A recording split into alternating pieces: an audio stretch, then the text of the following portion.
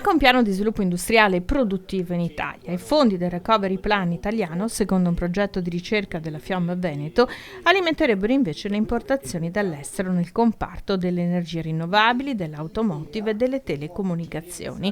Un esempio per tutti: dei 3.000 autobus matricolati in Italia nell'ultimo anno, solo 150 sono stati prodotti nel nostro paese.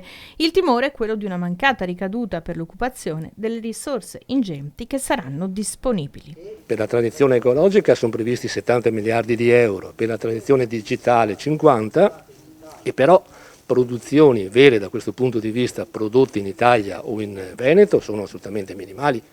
Basti pensare ad esempio alla produzione dei pannelli solari, che nel nostro paese, fra l'altro in Veneto, a Padova, venivano prodotti in grande quantità fino a diversi anni fa. Oggi non sono più prodotti, per cui se si decide, come appunto deciso, di investire da questo punto di vista, le risorse economiche non produrranno lavoro nel nostro paese, ma piuttosto in Cina nel caso dei pannelli fotovoltaici. Al momento il Recovery Plan italiano si limita a indicare questi titoli, si limita a indicare le risorse da investire, e invece la nostra ambizione è quella di riuscire a definire dei progetti concreti di politica industriale che appunto diano una maggior sostanza a questi titoli e che abbiano come chiara finalità quella di intervenire sulla struttura industriale, cioè sulla capacità produttiva italiana e quindi sui livelli occupazionali. Perché noi la capacità le abbiamo grandi imprese, anzi ci sono ambiti in cui si è dismessa la leadership italiana. Lei prima citava Fincantieri.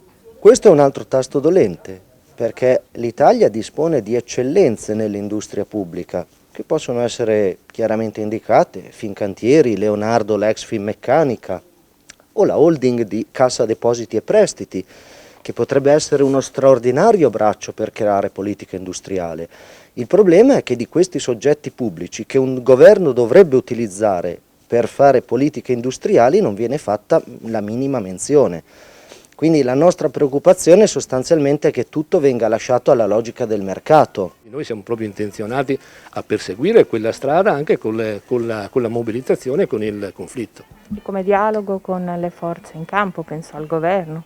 Il governo non c'è, il governo dal punto di vista dei rapporti con le parti sociali, come appunto dicevo, probabilmente preferisce dialogare con la Confindustria che con il sindacato. La nostra preoccupazione è che sia un piano su misura d'impresa, pensato sulle logiche del mercato e finalizzato a consolidare una certa divisione internazionale del lavoro in Europa, cioè quella che vede l'Italia in condizioni subalterne rispetto alle altre potenze europee, come semplice fornitore o terzista delle catene industriali di Germania in particolare e anche di Francia. Altra questione per la FIOM è quella della mancanza di vincoli sociali per le aziende che fruiranno dei 19 miliardi per il passaggio all'impresa 4.0.